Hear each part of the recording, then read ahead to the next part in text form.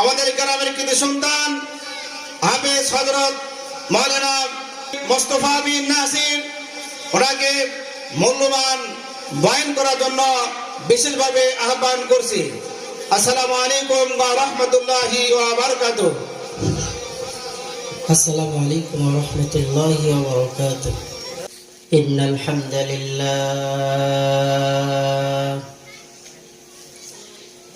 ইন্নাল হামদালিল্লাহি নাহমাদুহু ওয়া নুসাল্লি আলা রাসূলিহিল কারীম।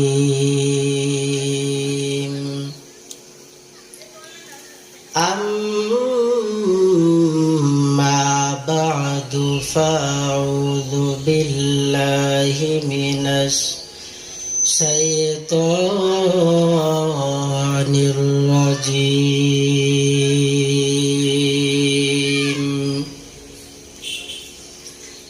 بسم الله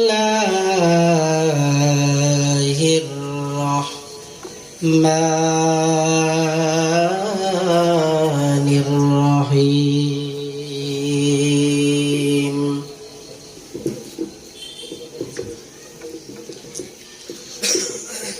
أفلا يتدبرون القرآن أم على قلوب على أكفالها. وقال النبي صلى الله عليه وسلم طلب العلم فريضة على كل مسلم أو كما قال النبي عليه الصلاة والسلام. صدق الله مولانا العظيم وصدق رسوله النبي الكريم. ونحن على ذلك لمن الشاهدين والشاكرين والذاكرين والحمد لله رب العالمين. বাইরে সাউন্ড বাড়ান, বক্সের একটু কমে দেন। الحمد لمن قدر خيرا وخبالا. الحمد لمن قدر خيرا وخبالا. الشكر لمن صور حسنا وجمالا. والشكر لمن صور حسنا وجمالا. فرد صمد عن صفة الخلق برير. فرد صمد عن صفة الخلق برير. ربنا أزلي خلق الخلق كمالا. ربنا أزلي خلق الخلق كمالا. لا زد ولا ند ولا حد لمولاه. لا زد ولا ند ولا حد لمولاه. الآن كما كان ولم يلق زوالا. الآن كما كان ولم يلق زوالا. لا إله إلا الله. لا إله إلا الله. সকলে মহব্বতে জিকির করি। লা ইলাহা ইল্লাল্লাহ। লা ইলাহা ইল্লাল্লাহ। লা ইলাহা ইল্লাল্লাহ লা ইলাহা ইল্লাল্লাহ লা ইলাহা ইল্লাল্লাহ মুহাম্মাদুর রাসূলুল্লাহ। হাজারো ব্যথা বেদনার পরে ফিরে আসনি তুমি আপন ঘরে, দিনের আলো তুমি ছড়িয়ে দিতে চলে গেলে মদিনায় মক্কা ছেড়ে হে রাসূল। তোমাকে ভুলি আমি কেমন করে হে রাসূল, তোমাকে ভুলি আমি কেমন করে। খেয়ে না খেয়ে দিন প্রচারের কাজে নিজেকে দিয়েছ বিলিয়ে, তায়েফের কাফেরেরা চিনল না সে আলো, দুষ্ট ছেলেদের পিছু দিল লেলিয়ে। পাথরের আঘাতে ক্ষত বিক্ষত হয়ে সারা শরীর থেকে রক্ত ঝরে হে রাসূল, তোমাকে ভুলি আমি কেমন করে। আলহামদুলিল্লাহ, বগুড়া জেলার প্রাণ কেন্দ্র শেরপুর থানার অন্তর্গত জয়নগর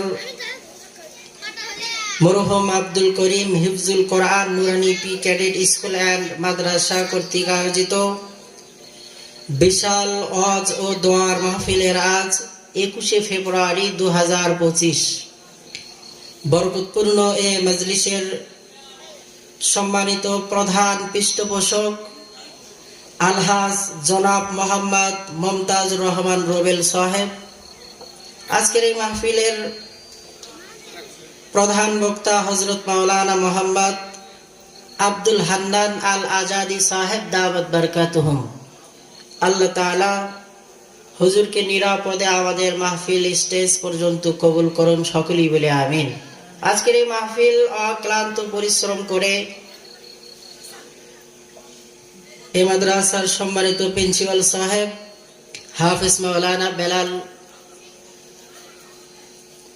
হুজুর সহ যারাই অক্লান্ত পরিশ্রম করে মাদ্রাসার এই মাহফিলটাকে সফলতার সর্বোচ্চ শিখানোর জন্য জান্তর মেহনত কৌশেষ মুজাহাদা করেছেন, আল্লাহ পাক সকলের সকল শ্রমকে জান্নাতের বিনিময়ে কবুল করুন, সকলেই বলে আমিন। কথা না বাড়িয়ে অল্প সময় কথা হবে, ডাইরেক্ট আলোচনায় যাওয়া যাক ইনশাআল্লাহ। আজকের এই মাহফিল এখানে আসলাম, গ্রামের সন্তান, গ্রামের প্রতি একটা টান আছে বিধায় এখানে আসলাম। অনেক আগে থেকেই মাহফিল রাখা আছে, সেখানেও যাব ইনশাআল্লাহ। তো মনে করলাম গ্রামবাসীর একটা হক আছে, আমারও একটা হক আছে। গ্রামের মানুষের দ্বারে দ্বারে বারে বারে কানে কানে কোরআন সুন্নাহর কিছু কথা বলা, এজন্য সংক্ষিপ্ত সময় কিছু কথা বলবো ইনশাআল্লাহ। ওয়াজ মাহফিল, দাওয়াত ও তাবলীগ, জিহাদ, পীর মাশায়েখ, মুবাল্লিগ, মুজাহিদ, এই সব কিছুর মার্কাজ হলো দ্বীনি শিক্ষা প্রতিষ্ঠান কওমি মাদ্রাসা। সারা বিশ্বের সমস্ত বেঈমান বেদিন কাফের এরা আমরা মুসলমানের মতো এত খানাও খায় না আর এত ঘুমায়ও না, এরা খুঁজে খুঁজে বের করলো দিনের এ মশাল কোথায় থেকে জ্বালা শুরু হলো। মূল টার্গেটে যদি আমরা আঘাত করতে পারি তাহলে ওয়াজ মাহফিল বন্ধ করে দাও বলতে হবে না, জিহাদ বন্ধ করে দাও বলতে হবে না, দাওয়াত ও তাবলীগের কাজ বন্ধ করে দাও বলতে হবে না। মসজিদের ওই মিনার থেকে আজানের আওয়াজ বন্ধ করে দাও বলতে হবে না। মসজিদের মিম্বর থেকে ইমাম খতিবের কণ্ঠ বন্ধ করে দাও বলতে হবে না। মূল টার্গেট দ্বীনি শিক্ষা প্রতিষ্ঠান কওমি মাদ্রাসাগুলোকে যদি আমরা বন্ধ করতে পারি, তাহলে ওয়াজ মাহফিল এমনিতেই বন্ধ হয়ে যাবে, জিহাদ এমনিতেই বন্ধ হয়ে যাবে, দাওয়াত ও তাবলীগের কাজ এমনিতেই বন্ধ হয়ে যাবে, মসজিদের মিনার থেকে আজানের আওয়াজ এমনিতেই বন্ধ হবে, ওলামা তোলামা খোতাবাদের জমান এমনিতেই বন্ধ হয়ে যাবে, যদি আমরা দ্বীনি শিক্ষা প্রতিষ্ঠান কওমি মাদ্রাসা বন্ধ করতে পারি। কথা বলেন ঠিক কিনা? এজন্য পৃথিবীর সমস্ত বেঈমান বেদিন কাফের গুলো একজোট হয়ে দ্বীনি শিক্ষা প্রতিষ্ঠান কওমি মাদ্রাসা গুলোকে নিভিয়ে দেওয়ার জন্য তারা জান তর মেহনত কৌশেষ আর মুজাহাদা চালিয়ে যাচ্ছে। অপরদিকে আমরা মুসলমান, আমরা যদি আজকেও সতর্ক আর সচেতন না হই, তাহলে এই ভারতবর্ষ একটা সময় 800 বছর মুসলিমরা শাসন করেছে। এই 800 বছরের শাসনামলকে ইংরেজরা বৃদ্ধাঙ্গুলি প্রদর্শন করে মুসলমানদের থেকে 800 বছরের ঐতিহ্য মুসলমানদের হাত থেকে কেড়ে নিয়ে তারা দ্বীনি শিক্ষা প্রতিষ্ঠানের প্রত্যেকটা প্রতিষ্ঠান বন্ধ করে দিয়েছিল এবং ওই ভারতবর্ষের প্রত্যেকটা আলেমের রক্তে সাগরের নদী, রক্তে নদীর পানিগুলো লাল বর্ণ ধারণ করেছিল। কি জন্য? মুসলমান একটু অসতর্ক ছিল যে ইংরেজরা আমাদের কি করবে, বেঈমান বেদিন কাফের আমাদের কি করবে। এই রকম যদি আমরা আজও যদি অসচেতন রয়ে যাই, তাহলে আজকে আমরা খুব নিরাপত্তার সহিত জামাতে নামাজ আদায় করলাম। আজকে আমরা খুব নিরাপত্তার সহিত ফেসিবাদী জালেম শাহীর জামানায় কি হয়েছে ওই দুঃখের কথা আর এই মাহফিলের মাইকে বলতে চাই না। এই শান্তিপূর্ণভাবে আজকে এখানে কথা বলতেও বাধার সম্মুখীন হতে হতো। কথা বলেন ঠিক কিনা? এজন্য আমরা মুসলমান আমাদের ঘুমিয়ে থাকলে চলবে না। কারণ দীর্ঘ 800 বছরের শাসনামলকে যদি ওই ইংরেজরা বৃদ্ধাঙ্গুলি প্রদর্শন করতে পারে, তাহলে আমরা মুসলমান এখনো যদি ঘুমিয়ে থাকি, তাহলে সেই বর্বরতা আর অসভ্যতা আবারও এই ভারতবর্ষ সহ আমাদের এই দেশে চলে আসতে পারে। কথা বলেন ঠিক কিনা? দ্বীনি শিক্ষা প্রতিষ্ঠান বন্ধ করতে দেওয়া যাবে না। এজন্য আমরা মুসলমান আমাদের সকলকেই একতাবদ্ধ হয়ে সামনে আগুয়ান হইতে হবে। মুসলমানি বুয়াদ গরদান নেহাদান এনানে খুদবা দস্তে খা জাদাদান গরব সুরত আদমি সাবুদে আহমতবু জাহলো হামেক সাবুদে আদমিরা আদমিয়াত লাজমাস্ত উদেরাগর বুনাবাসত হি জমাস। আমার ভাইরা ভালো মতো খেয়াল করেন, আজকে আমরা মুসলিম জাতি যদি একতাবদ্ধ না হই, তাহলে এমন একটা সময়ে বাংলার জমিনে আসতে পারে যে আমরা খুব শান্তিপূর্ণভাবে নামাজ আদায় করব, রমাদানুল কারীমের রোজা রাখব, শান্তিপূর্ণভাবে জিকির আজকার করব, কোরআনের তেলাওয়াত করব। এমন সময় আসতে পারে যে কোরআনের তেলাওয়াত করতে থাকবেন, তো পেছন থেকে এসে বেঈমানরা কোরআন তেলাওয়াত কারনেওয়ালার জবানটা টিপে ধরবে। কথা বলেন ঠিক কিনা? এক সময়ে ভারতবর্ষে কওমি মাদ্রাসা সরকারের টাকায় অনুদানে চলতো।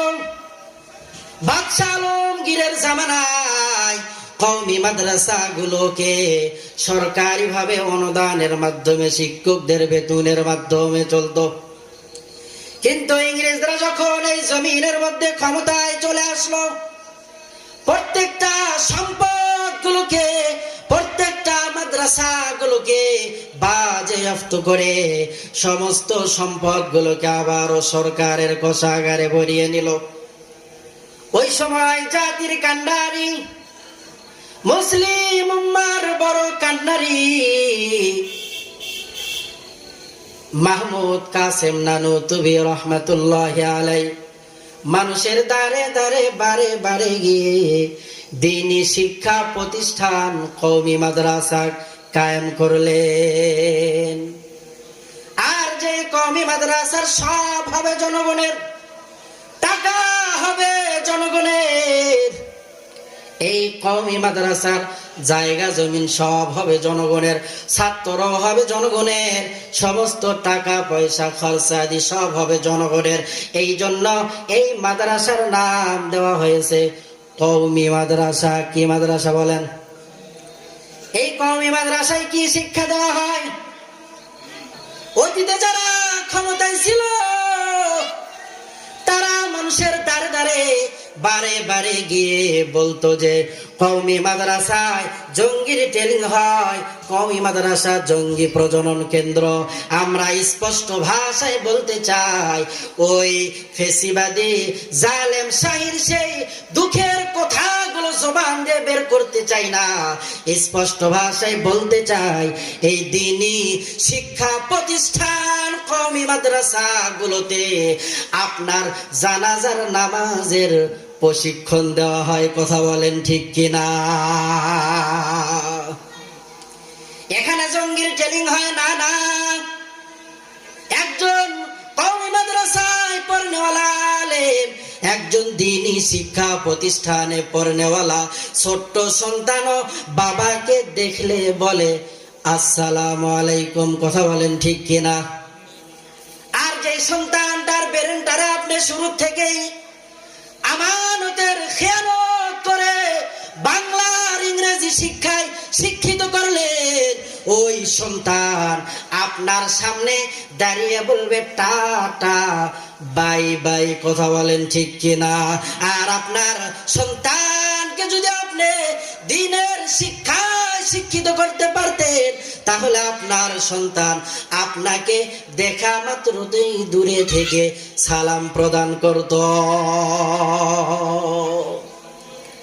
সালাম মানে শান্তি, সালাম মানে রহমত বরকত বর্ষিত হওয়া। আজকে আমাদের সমাজে সালামের প্রচলন নাই। বাবা সন্তানরে সালাম দেয় না, সন্তান বাবারে সালাম দেয় না, শিক্ষক ওস্তাদরে সালাম দেয় না, ইমাম সাহেবগণ তার মুসল্লিদেরকে সালাম দেয় না। কথা বলেন ঠিক কিনা? অথচ সমাজের মধ্যে আমরা যদি শান্তি পাইতে চাই, তাহলে অবশ্যই অবশ্যই আমাদেরকে সালামের প্রচার প্রসার ঘটাইতে হবে। আপনার ছোট্ট সন্তান, ছোট্ট মেয়ে, ছোট্ট ছেলে, ওই শিশুকাল থেকে আপনি আপনার সন্তানটারে, আপনি আপনার ছেলে মেয়েটারে ওই ছোট থেকেই আব্বু আব্বু আব্বু আব্বু, আম্মু আম্মু আম্মু আম্মু হাজারো বার লক্ষ বার বলার জন্য তাকে তাগিদ করলেন। কিন্তু আপনি কেমন বাবা আপনার সন্তানকে একটা বারের জন্য হলেও সালামের তাগিদ করলেন না? যদি আপনার সন্তান দ্বীনি শিক্ষা প্রতিষ্ঠানে শিক্ষিত হয়, তাহলে আপনার সন্তানটা হবে সুসন্তান। আর সন্তানগুলোকে যদি সুসন্তান ভিন্ন লাইনে পড়াইয়া বানাইতে চান, স্পষ্ট ভাষায় বলতে চাই, ওই সন্তান সুসন্তান হবে না। যদি সুসন্তানই হইতো, তাহলে আপনি বৃদ্ধা হওয়ার পরে আপনার গলা ধরে আপনার বাড়ি থেকে আপনাকে বের করে দিতে পারতো না। কথা বলেন ঠিক কিনা? সন্তানগুলোর হাফেজ আলেম বানাইতে হবে। এই দিনে শিক্ষা প্রতিষ্ঠান আপনি এখানে চলে আসবেন, দেখবেন রাতের অন্ধকারে শেষ রজনীতে ওস্তাদ ছাত্ররা সহ তাহাজ্জুদের নামাজ আদায় করার পর ফজরের আগে তারা কোরআনের তেলাওয়াত করে ওই সময় আল্লাহ তাআলা প্রথম আসমানে চলে আসে। শবে বরাতের দিন আল্লাহ রাব্বুল আলামিন প্রথম আসমানে সূর্য অস্তগমিত হওয়ার সঙ্গে সঙ্গে চলে আসেন। আলামিন মুস্তাগফিরিন ফাগফিরুল্লাহ, কে আছো গুনাহগার, আমি রবের কাছে চাও তোমাদের জিন্দেগীর সমস্ত গুনাহগুলো ক্ষমা করে দে। আলামিন মুস্তারজিকিন ফারজুকা, কে আছো রিজিকের তোমাদের পেরেশানি রিজিক পাওনা আমি আল্লাহ তাআলার কাছে চাও, তোমাদের সমস্ত রিজিকের পেরেশানিকে আমি আল্লাহ তাআলা হটাইয়া দিব। আলামিন মুবতালিন ফাওয়াফি, তোমাদের মধ্যে কে আছো রে সমস্যার মধ্যে আমি আল্লাহ তাআলার কাছে চাও, তোমাদের সমস্ত সমস্যাগুলোকে আমি রব মিটাইয়া দিব। আল্লাহ রাব্বুল আলামিন এই দিন মধ্যে প্রত্যেকটা রজনীতে ওই শেষ রাতে প্রথম আসমানে এসে বান্দাদেরকে ঘুমাইয়া থাকে। আল্লাহ তাআলা ডাকতে বলে, বান্দারে ঘুমাইও না, আমি রব প্রথম আসমানে চলে আসছি, তোমাদের যার যা প্রয়োজন আমি রবের কাছে চাইতে হবে। কার কাছে? আল্লাহ পাকের কাছে চাইতে হবে। বড় দুঃখজনক হলো সত্য যে আমরা আল্লাহ তাআলার কাছে না চেয়ে বাবার দরবারে গিয়ে চাই। কথা বলেন ঠিক কিনা? কত বড় নেমু খারাপ সন্তান আপনি, আপনার বাড়ির কিনারায় আপনার বাবা চিরতরে শায়িত হয়ে ঘুমিয়ে আছেন, আপনার মা আপনার ঘরের কিনারায় ঘুমিয়ে আছেন, আপনি একটা দিনও কেমন সন্তান মার কবরের কিনারায় দাঁড়িয়ে মার জন্য দোয়া করতে পারলেন না, বাবার কবরের কিনারায় দাঁড়িয়ে বাবার জন্য দুহাত তুলে আল্লাহ পাকের কাছে ফরিয়াদ করতে পারলেন না, অথচ শত শত টাকা খরচ করে বাবার দরবারে ঠিকই যাইতে পারলেন। কথা বলেন ঠিক কিনা? দুনিয়ার সমস্ত বাবা যদি রাত দিন ভর দোয়া করে, ওই দোয়ার কোনো দাম আছে মা বাবার দোয়ার কাছে? এজন্য মা বাবার খবরের কিনারায় গিয়ে দাঁড়াইতে হবে, সুসন্তান হতে হবে আমাদের। দ্বীনি শিক্ষা প্রতিষ্ঠান কওমি মাদ্রাসার উদ্যোগে আজকের এই বিশাল মাহফিল, মাইকের যে অবস্থা বাবা, কি কর গলা ফেটে গেল আমার।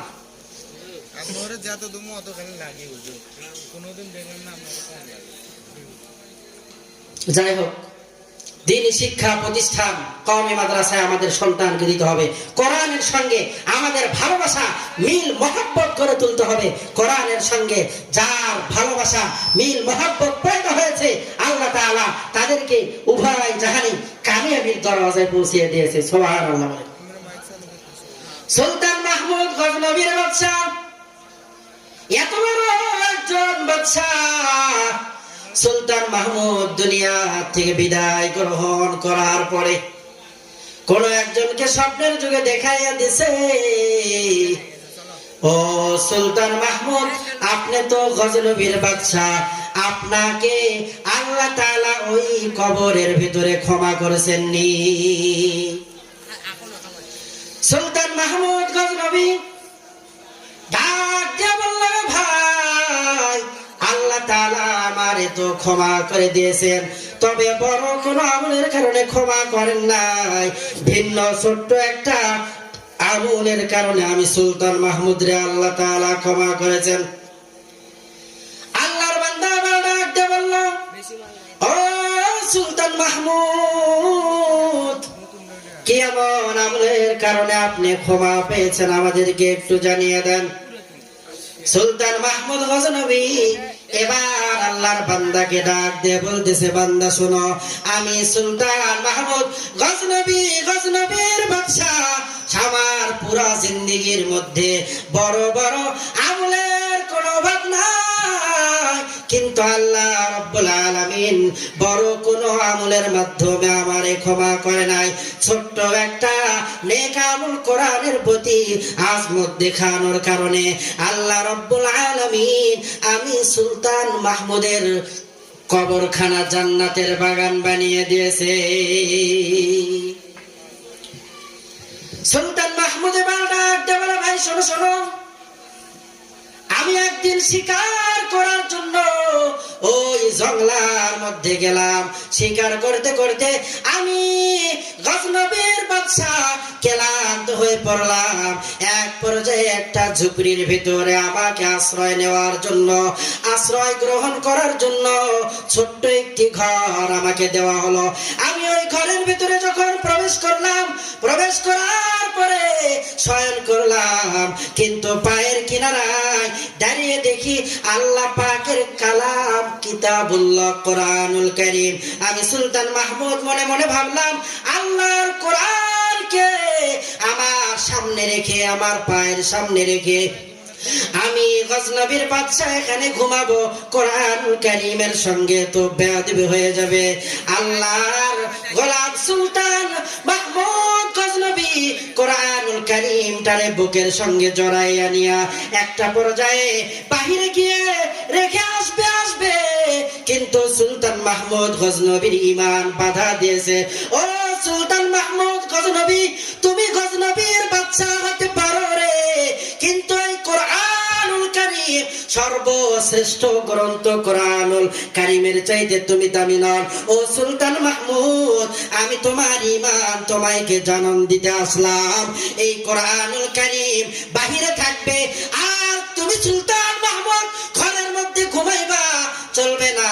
সুলতান মাহমুদ এবার বাহির থেকে কোরআনটা নিয়া তার তাকের উপরে রেখে সুলতান মাহমুদ ঘরের বাইরে সারা রাত ঘুমাইলো। সুলতান মাহমুদ রাগদা বলে, ও একটা ছোট্ট নেক আমলের কারণে আল্লাহ রাব্বুল আলামিন আমার কবরখানাকে কোরআনের প্রতি আজমত আর ভালোবাসা প্রকাশ করার কারণে আমার কবরটারে রিয়াজুল জান্নাহ বানিয়ে দিয়েছে। সুবহানাল্লাহ বলেন।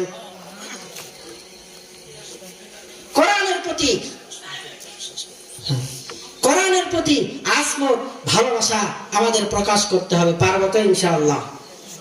কোরআন দামি কিতাব। যেই ব্যক্তি কোরআনের সঙ্গে সম্পৃক্ততা করেছে, আল্লাহ তাআলা তাকে উভয় জাহানের দামি বানিয়ে দিয়েছে। হাফেজে কোরআনের কেমন মর্যাদা জানেন? আল্লাহ রাব্বুল আলামিন জান্নাতের মধ্যে শহরে তুবা নামক একটা শহর রেখেছেন, যেই শহরটাকে আল্লাহ তাআলা দামি পাথর দ্বারা নির্মাণ করেছেন। আর এই শহরের মধ্যে আল্লাহ তাআলা ৭০,০০০ দরওয়াজা রেখেছেন। প্রত্যেকটা দরজাতে আল্লাহ তাআলা ৭০,০০০ ফেরেশতা নিযুক্ত করেছেন। যখনই কোনো হাফেজে কোরআন ওই দরজা দিয়ে সামনে অগ্রসর হবে, ৭০,০০০ ফেরেশতা তাকে নূরের মালা, ফুলের মালা পরিধান করাবে। সুবহানাল্লাহ বলেন। প্রত্যেকটা দরওয়াজায়। আর শেষের দরওয়াজাতে আল্লাহ তাআলা ৪৯০ কোটি ফেরেশতাকে একতাবদ্ধ করে হাফেজ সাহেবকে সুস্বাগতম জানাবে আর বলবে, ওয়েলকাম হাফেজ সাহেব, আপনি এখানে চলে আসেন।